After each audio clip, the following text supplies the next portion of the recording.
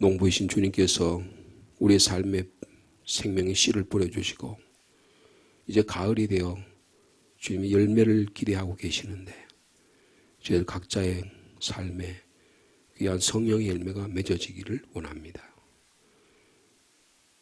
농부이신 주님께서 곡식을 거둘 때 기쁨으로 단을 거두도록 저희 또한 눈물을 씨를 뿌리며 열심으로 경작해서 많은 성령의 열매를 맺기를 원합니다. 주님, 이 아침에도 새벽까지 저희를 불러주시고 예수 그리스도의 사랑 안에 거하도록 인도하심을 감사합니다. 주님, 오늘도 주님 주신 말씀을 통해서 우리에게 생명의 말씀의 씨앗이 저희에 깊이 뿌리내리게 하시고 열매 맺게 하여 주옵소서. 게으른 자 되지 않게 하시고 눈물 흘리며 씨를 뿌리며 또 우리 그동안에 우리의 삶 속에 찾아오신 주님의 사랑과 구원의 역사들을 기억하며 또 우리가 서로 사랑함으로 믿음의 공동체를 잘 이뤄나가는 복된 하루가 되도록 인도하여 주옵소서. 가을의 추수의 계절입니다. 각각의 가정마다 추수의 열매가 풍성하게 하시고 주님 곳간에 많이 거둬들이는 복된 시간들이 되게 하여 주옵소서. 기도 열매도 맺어지기를 원하옵고 예수님의 이름으로 기도하옵나이다. 아멘. 오늘은 10월 24일자 묵상의 말씀이 되겠습니다. 먼저 시편 126편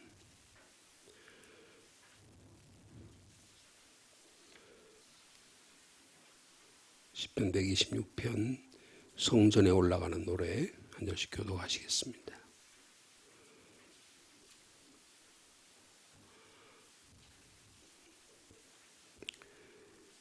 여호와께서 시온의 포로를 돌려보내실 때에 우리는 꿈꾸는 것 같았도다.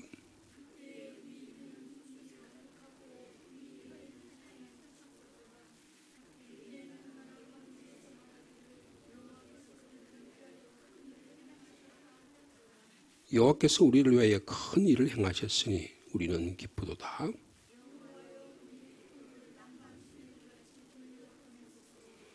눈물을 흘리며 씨를 뿌리는 자는 기쁨으로 거두리로다.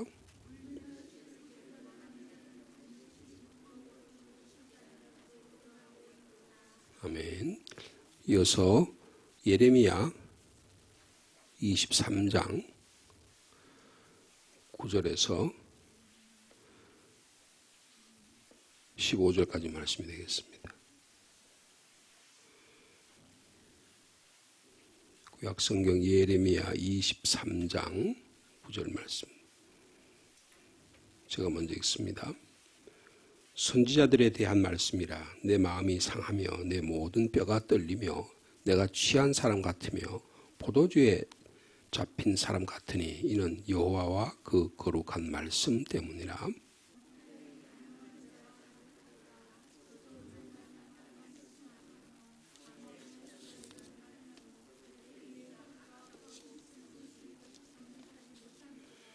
여호와의 말씀이니라. 선지자와 제사장이 다 사악한지라 내가 내 집에서도 그들의 악을 발견하였노라.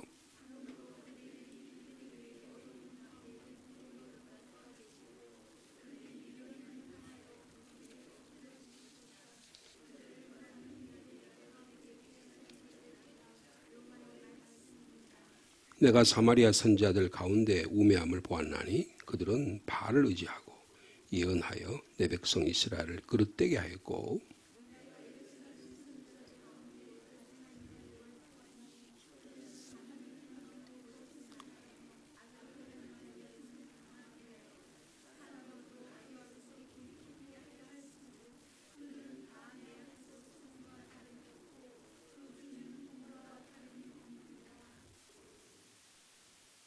같이 읽을까요? 그러므로 만군의 여호와께서 선지자에 대하여 이와 같이 말씀하시니라. 보라, 내가 목한 물을 마시게 하리니 이는 사악이 예루살렘 선지자들로부터 나와서 온 땅에 퍼짐이라 하시니라. 아멘.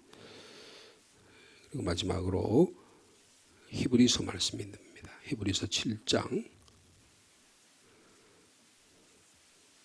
1절에서 10절까지 말씀이 되겠습니다. 신약성경 히브리서 7장 1절에서 10절 말씀 한 절씩 교독합니다. 이 멜기세덱은 살렘 왕이요 지극히 높으신 하나님의 제사장이라. 여러 왕을 쳐서 죽이고 돌아오는 아브라함을 만나 복을 빈 자라.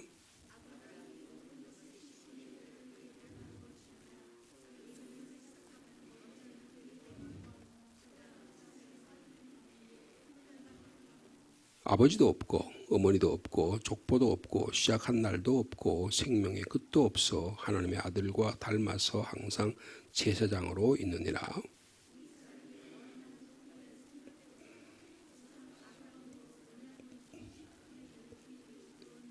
레위의 아들들 가운데 제사장의 직분을 받은 자들은 율법을 따라 아브라함의 허리에서 난 자라도 자기 형제인 백성에게서 10분의 1을 취하라는 명령을 받았으나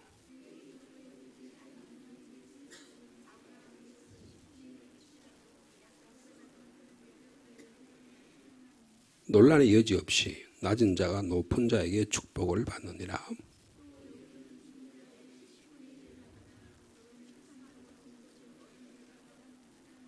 또한 10분의 1을 받는 레위도 아브라함으로 말미암아 10분의 1을 바쳤다고 할 수 있나니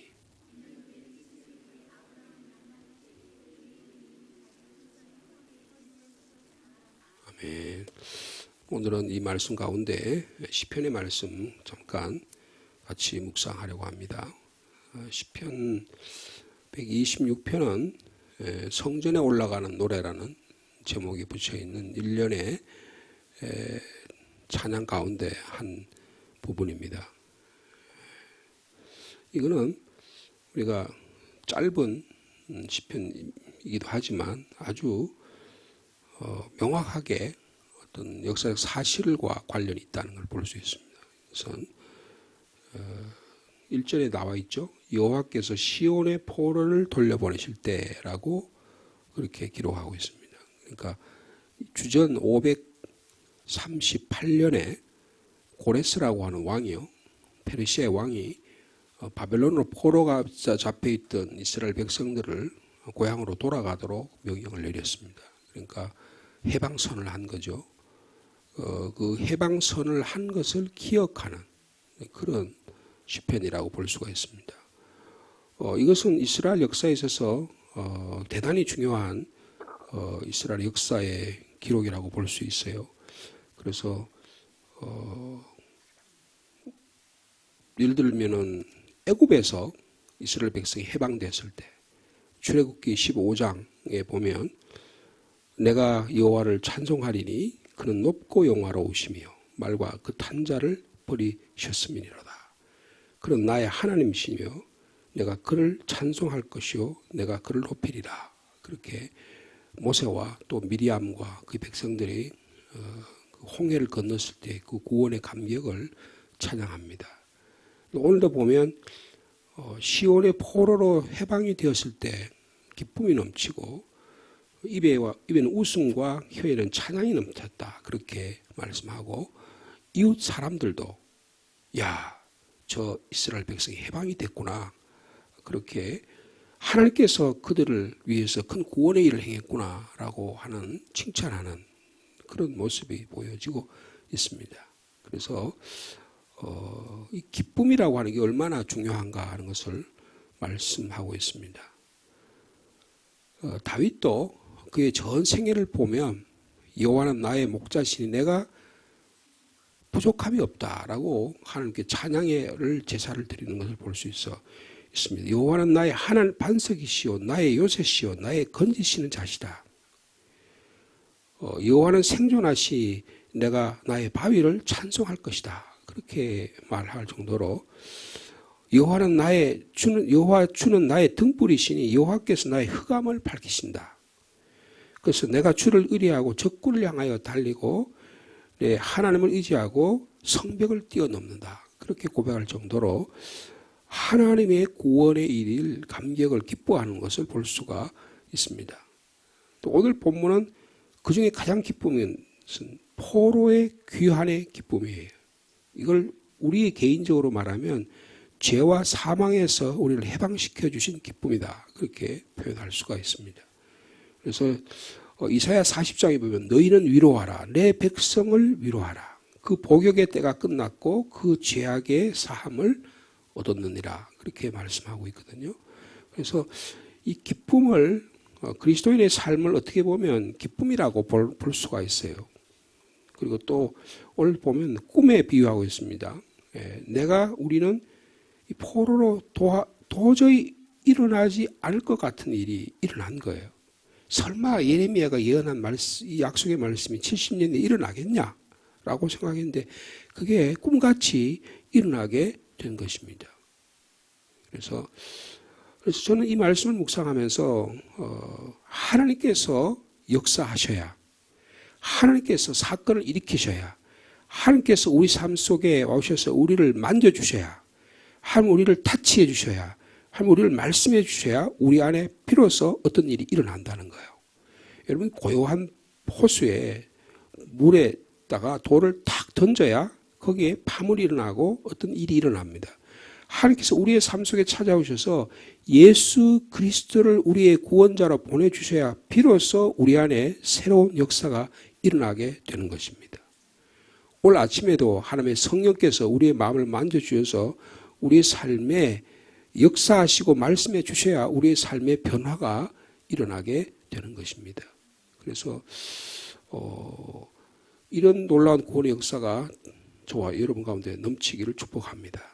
그래서 2절에 보면 그렇게 될 때에 우리의 입에는 웃음이 가득했다. 그리고 우리의 혀에는 찬양이 차고 넘쳤다. 그리고 심지어는 다른 나라들이 하나님께서 저 이스라엘 민족을 큰 일을 행하셨구나라고 칭찬하는 모습을 볼 수가 있습니다. 오늘 우리의 삶 가운데도 이런 기쁨과 찬양이 끊이지 않는 복된 하루가 되기를 축복합니다. 근데 이것을 뭐에 표현하냐면 이스라엘의 지형과 관련돼서 4절에 보면 여호와여 기도하는 거예요. 그러니까 1절과 2절의 3절은 구원의 하나님께서 나의 삶 속에 찾아오셔서 행하셨던 구원의 감격을 기억으로서 기뻐하는 거예요. 여러분 우리 삶 속에 기억이 대단히 중요합니다. 여러분 주일날 예배 말라고 드려요. 맨날 똑같은 예배 드리지, 똑같은 모습으로 예배를 드리잖아요. 기억이 중요하다는 거예요. 나를 향하신 하나님의 사랑과 구원의 감격을 늘 기억하고 그것을 찬양으로 올려드리는 것입니다. 여러분 그게 평생 동안 지속될 때 그 평생의 찬양이 이어져서 하늘나라까지 이어지는 저와 여러분의 삶이 되기를 축복합니다.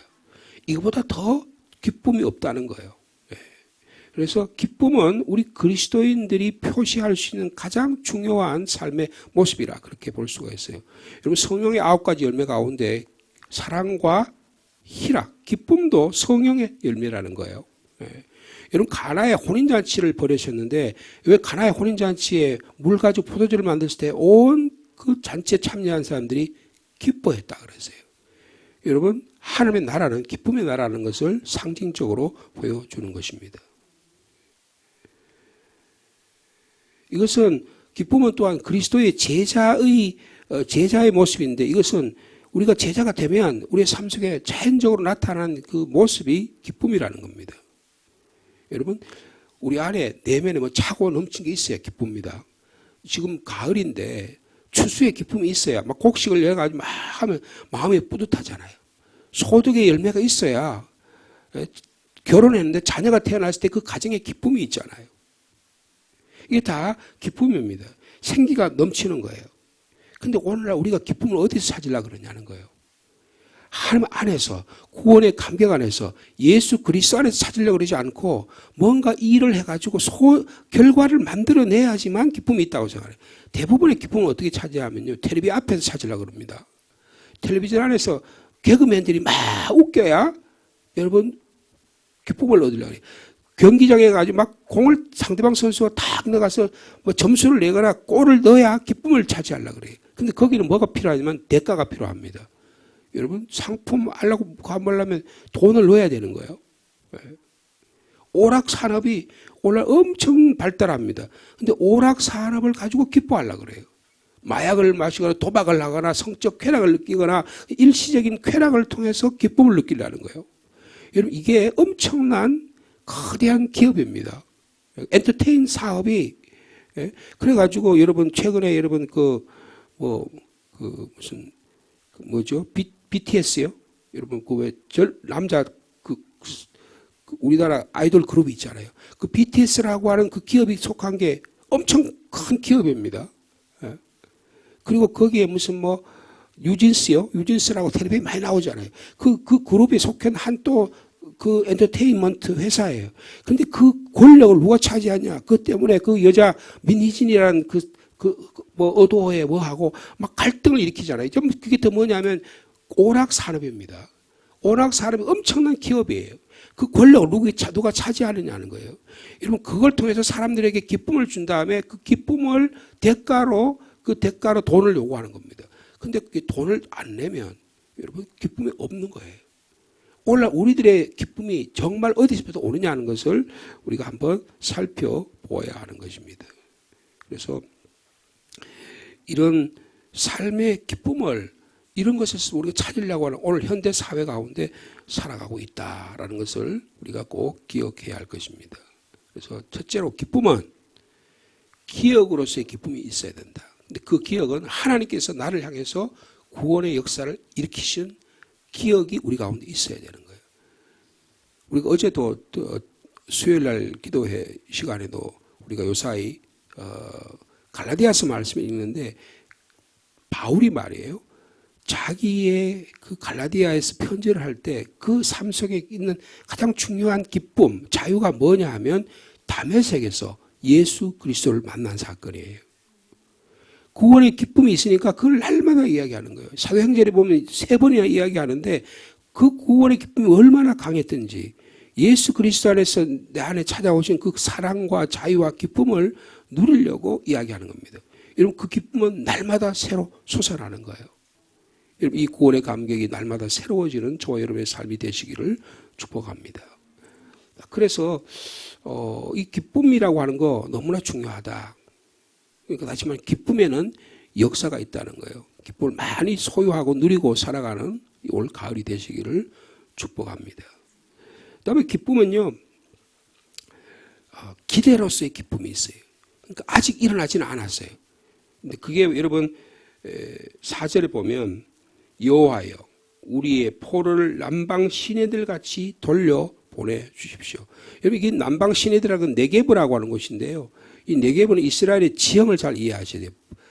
단에서부터 부엘세바까지라는 말이 있잖아요. 근데 거기는 사람들이 살 수 있는 거죠. 근데 부엘세바 밑에 지역을 네게브라 그래요. 거기 지금은요 이스라엘의 이 네게브 지역에는 그 광야 지역이고 사막 지역인데 저희들이 한번 이스라엘 선교수할 때 거기를 버스를 타고 이렇게 다녀본 적이 있는데 거기는 이스라엘 사람들이 군사 기지가 있습니다. 거기는 엄청나게 많은 그런 비밀 그런 부대들도 있고요. 또 거기에 이 사해의 서쪽 지역이 전부 다 네게브예요. 유대 광야를 비롯한 전부 다 그 밑쪽 브엘세바 밑쪽으로 가면 전부 다 네게브 지역이에요. 근데 거기는요 와디라고 하는 게 있어요. 와디가 뭐냐면 이 건천입니다. 그러니까 늘 물이 항상 흐르는 내가 아니고 일정한 때만 물이 흐르는 것을 와디라 그래요. 근데 그 와디가 대부분은 이 네게브 지역에 있는 와디는 물이 안 흐릅니다. 근데 언제 오느냐면 갑자기 소나기가 오거나 갑자기 큰 비가 내릴 때가 있어요. 그럼 큰 비가 내리면 어떤 현상이 일어나면 그 골짜기 사이로 물이 확 홍수처럼 쏟아지면서 물을 확 하면 나중에 보면 흔적이 남아요. 근데 그렇고 나면 어떤 일이 일어나냐. 거기에 꽃이 피는 거예요. 여러분 사하라 사막에 여러분 비가 홍수가 많이 내려가지고 거기 수영한다는 여러분 그 모습을 아마 TV 를 통해서 뉴스 통해서 보셨을 거예요. 여러분 거기서 어떻게 사막에서 수영을 한다고 생각할 수 있겠습니까? 하나님께서요 우리의 광야와 같은 네게브와 같은 우리의 심령이에요. 비를 내려주시면 거기에 꽃이 핀다는 거예요. 주님 우리의 포로를 남방 시내들 같이 돌려 보내주십시오. 이런 일이 우리 가운데 일어나기를 바랍니다. 그래서 이런 일이 마치 이스라엘의 그 모습을 들어 그렇게 하는 것처럼 우리의 삶 속에서도 기대를 통해서 기쁨이 자라난다는 겁니다. 그러니까 여러분 기쁨이라는 것은요 과거의 것을 기억하는 일도 중요하지만 앞으로 하나님께서 나의 삶 속에서 이렇게 할 것이라고 하는 기대하는 일이 대단히 중요하다는 거예요. 소망을 가진 게 중요하다는 거예요. 근데 이거를 말씀드린 대로 가뭄으로 메말랐던 네게부에 내리는 이 모습을 말씀해 주고 있습니다. 다시 말하면 은혜의 단비가 내리면, 말씀의 단비가 내리면, 성령의 단비가 내리면 우리 삶 속에 기쁨이 솟아나게 된다는 것입니다. 이렇게 소망하십시다. 주님, 저에게 은혜의 단비를 내려 주옵소서. 성령의 단비가 내려지게 하여 주옵소서. 말씀의 단비가 내려 내 안에 딱딱하고 굳어있고 그냥 얼음같이 찬 마음이 따뜻해지고, 그리고 갈라졌던 우리의 심령이 풍성함의 열매가 맺어지고, 그리고 갑자기 네게부 위에 비가 내림으로 인해서 그 와디가 꽃천지가 되는 것처럼 우리의 삶에 은혜의 단비를 통해서 우리의 삶에 풍만함이 일어나도록 주께서 함께하여 주옵소서. 그래서 기대로서의 기쁨을 이렇게 네게부처럼 은혜의 단비를, 말씀의 단비를, 성령의 충만의 단비가 우리에게 내려지도록 그 기쁨이 차고 넘치는 우리의 삶이 되기를 축복합니다. 두 번째로 보면 이 기대로서의 기쁨의 두 번째 모습을 뭘로 표현하냐면 눈물을 흘리며 씨를 뿌린 자는 기쁨으로 단을 거둘 것이라고 말씀하고 있습니다. 그렇습니다. 농부는 가을에 수확의 기쁨을 누리기 위해서 이렇게 씨를 뿌립니다. 어저께 저녁에 저녁 수요 기도를 마치고 우방 아파트 집으로 가는데 그 우방 아파트 앞에 차들이 막 짐차들이 말이에요. 나래비로 섰어요. 아, 오늘 또 때가 됐구나.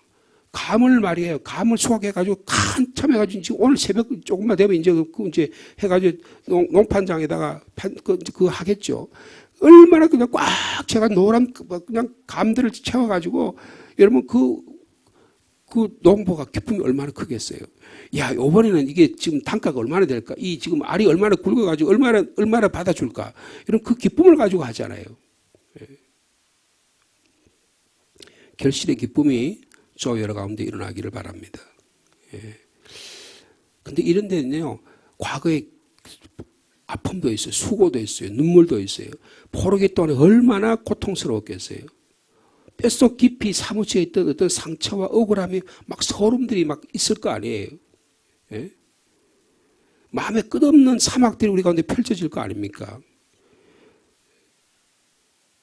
수없는 밤에 눈물을 흘렸던 기억들이 있잖아요.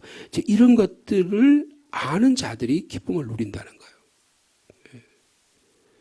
그런데 또 한 가지 이 기쁨에 대해서 지금 이 시편 126편이 우리에게 말씀해 주는 또 한 가지 의미는 뭐냐면, 이 우리가 기쁘다고 해서 눈물을 없애버리지는 않는다는 겁니다. 우린 기쁨에 눈물을 없애버린다고 생각하지만 그리스도인의 기쁨은 슬픔으로부터 도망가는 게 아니라는 거예요. 우리가 아무리 현실이 슬프고 고통스럽고 고난 가운데 있더라도 그 고난을 받아들일 때 이 고난을 통과해서 우리에게 기쁨을 주님이 주신다는 거예요. 고통과 시련이 계속해서 닥쳐와도 구원의 기쁨을 누구도 앗아갈 수가 없다는 것입니다. 그러니까 이게 무슨 뜻이냐 하면, 기쁨을 얻으려고 내 안에 있는 과거의 상처나 두려움을 두려워하지 말라는 거예요. 그것을 거짓으로 속이지 말라는 거예요. 이것을 있는 모습을 드러낼 때 우리에게 진정한 기쁨이 일어나게 된다는 것입니다. 제가 어릴 때 우리나라가 위생시설이 별로 안 좋았잖아요. 그래가지고 막 돌아다니다가 길가에 하고 막 무릎을 다치면 어떻게 해요? 그러다가 깨끗하게 씻어가지고 뭐 아까 신기라도 좀 바르고, 그 다음 뭐 요새 말하면 후시딘이나 뭘 좀 발라야 되는데, 그 시골에서는 약이 없으니까 어떻게, 그다가 그냥, 고운 흙가루를 갖다가 싹 부든가 아니면 된장을 갖다가 묻혀놓고, 얼마나 아프겠어요. 그래도 다 났어요. 그게 뭐냐면, 기쁨을 얻으려고 상처를 무시하는 거예요. 여러분, 상처를 무시하면 안 됩니다. 내 안에 있는 상처, 내 안에 있는 고통, 내 안에 있는 눈물들을 담아야 돼요. 그것을 주님이 주신 것으로 받아들일 때 그 상처가 낫는 거라고요. 제가 어릴 때 초등학교 한 1학년 때인가 자전거를 그렇게 타고 싶었어요. 근데 우리 집안에 우리 어린 시절에 어른이 자전거가 어디 있습니까? 다 어른 자전거 있잖아요. 어른 자전거 제가 또 키도 별로 안 크니까 어른 자전거 위에 올라타가지고 그 페달을 못 밟잖아요. 그럼 어떻게 해요? 발을 중간에 집어넣어가지고 이렇게 옆으로 타서 그래가지고 가는데, 그 동네에 그 이렇게 변전소가 있는데 변전소에서도 동네까지 내려오는 약간 내리막이 있어요. 그러면 그 내리막으로 막 내려갈 때 좀 내려오는 즐거움이 있잖아요. 그래 거기를 올라가가지고 겨우 해가지고 올라가가지고 이 발을 이렇게 해가 뒤에 발을 넣고 타는데 이 자전거가 하도 오래돼가지고 말이에요. 오래돼가 타다가 이 바퀴 체인이 벗어졌네. 그러니까 이 톱니바퀴에 이 발이 꽉 하고 찔렸어요. 지금도 여기 상처가 있어요. 그래 그거 볼 때마다 어릴 때 기억이 나요. 야, 우리가 얼마나 힘들게 살았는지 모르겠지만 그래 그 자전거 타려고 자전거에 타는 기쁨을 누리려고 그래서 막 속도를 내다가 팍 돌리는데 이 체인이 벗겨져 가지고 그래가지고 제가 학교를 못 가니까 우리 엄마가 저를 업고 갔던 기억이 납니다. 여러분 상처가 있는 거예요. 근데 상처 그런데도 그거 두려워가지고 그러면 못 할 거 아니에요. 근데 또 그거 그래 가지고 또 타는 거예요. 여러분 우리의 상처를 무시하지 말고 그것을 기쁨으로 승화할 수 있는 저와 여러분의 삶이 되기를 축복합니다. 기쁨을 누리는 것은요, 하나님의 일에, 하나님의 사역을 통해서 기쁨이 내려진다고 말씀하고 있습니다. 눈물을 흘리며 씨를 뿌리러 나가는 자는 반드시 기쁨으로 그 단을 누린다고 말씀하고 있습니다. 기쁨은 하나님이 주실 때 누리는 거라는 거예요. 오늘 이 아침에도 오늘 하루 종일 삶 가운데 하나님 우리에게 눈물의 씨를 뿌림으로 말미암아 말씀의 씨를 뿌림으로 말미암아 우리에게 기쁨이 찾아오는 복된 시간이 되시기를 바랍니다. 사도 바울은 로마서 5장에서 이렇게 말씀하셨어요. 다만 이뿐 아니라 우리가 환난 중에도 즐거워하고 기뻐한다. 왜냐? 이는 환난은 인내는 연단은 소망을 이룬 줄 알기 때문이라. 소망이 부끄러워 아니하면 우리에게 주신 성령으로 말미암아 하나님의 사랑이 우리 마음에 부은 바 되기 때문이다. 이제 우리도 화목을 얻게 하신 우리 주 예수 그리스도로 말미암아 하나님 안에서 또한 즐거워하느니라고 말씀하고 있습니다. 주 안에서 고마우신 하나님 아버지, 우리 주님께서 오셔서 기쁨 주시기 위해서 이스라엘의 구원의 역사가 다 기쁨의 역사인데 저희 삶 또한 이 사막과 같은 이 세상은 물질을 줘야 이 세상은 쾌락을 통해서 기쁨을 얻으려고 하지만 우리는 주님 안에서 진정한 기쁨을 누리기를 원합니다. 사도 바울은 주 안에서 항상 기뻐하라. 내가 다시 말하니 기뻐하라고 권고하고 있습니다. 우리에게 환난이 있고 이 환난을 통해서 연단을 통해서 인내를 통해서 소망을 이루는 줄 압니다. 성령 하나님 우리에게 주신 이 소망이 부끄럽지 않게 하시고 하나님의 사랑이 우리 마음에 가득 부어지게 하여 주옵소서. 이를 통해서 예수 그리스도로 말미암아 하나님이 주신 이 기쁨을 누리는 삶이 되게 하여 주옵소서. 이스라엘 백성이 오랜 노예 생활에서 해방됐을 때 그 기쁨을 찬양했고 포로 생활의 자유를 주심을 찬양하고 그들의 입술이 가득 찼습니다. 저희 또한 저희들이 고난을 아는 민족이고 슬픔을 아는 민족이고 한을 아는 민족이지만 이제는 우리가 이것을 기쁨으로 승화할 수 있는 저의 삶이 되게 하여 주옵소서. 우리가 가진 과거의 아픈 상처들과 이것들이 우리 자신을 괴롭히는 게 아니라 이것을 통해서 하나님이 나의 삶 속에 개입하셨다. 하나님께서 예수 그리스도를 보내주셨다. 하나님께서 나의 마음을 타치하고 계신다. 성령께서 역사해 주신다. 성령의 충만히 은혜의 담비가 이 아침에도 내리게 하여 주옵소서. 주님께서 구원의 역사를 일으켜 주셔야 우리에게 참된 기쁨이 일어난 줄 믿습니다. 하나님 아버지, 이 기쁨은 하나님을 사랑하는 자에게 모든 일이 합력하여 선을 이루는 주님께서 주시는 성도에게 주신 놀라운 선물인 줄 믿습니다. 이 선물을 누리며 나누는 믿음의 공동체가 되도록 인도하여 주옵소서.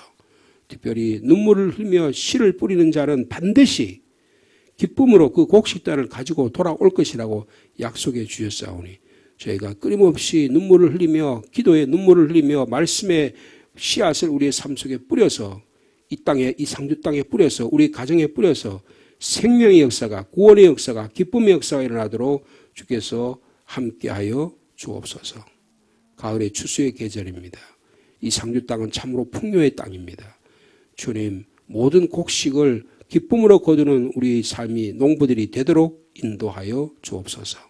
모든 이 과일과 곡식뿐 아니라 우리의 삶에도 성령의 열매가 맺어지기를 원합니다.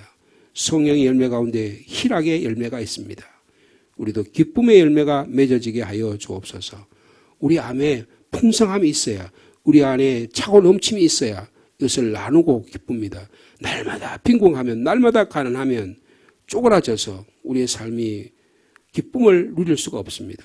주님, 우리 삶에 주님이 주시는 기쁨으로 우리가 물질적으로 풍부하지 않더라도 우리의 삶 속에 성령이 주시는 기쁨으로 말미암아 이 기쁨을 마음껏 누리는, 나누고 서로 배려하는 아름다운 믿음의 공동체 되도록 주께서 함께하여 주시옵소서.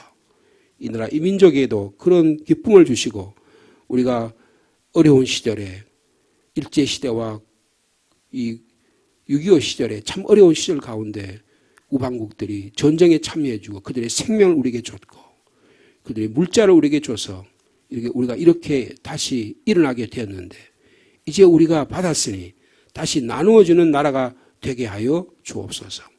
우리가 가진 지식, 우리가 가진 물질, 우리가 가진 시간, 우리에게 주신 은사들을 서로 나누는 참된 기쁨의 공동체가 우리 교회 안에 이 상주 땅에 일어나도록 역사하여 주옵소서. 세상 사람들은 그 기쁨을 돈을 가지고 만들려고 하고, 욕망을 충족하려고 만들려고 하고, 도박을 통해서, 쾌락을 통해서 기쁨을 누리려고 하지만, 우리는 예수 그리스도 안에서, 주 안에서 기뻐하는 저희들이 되기를 원합니다.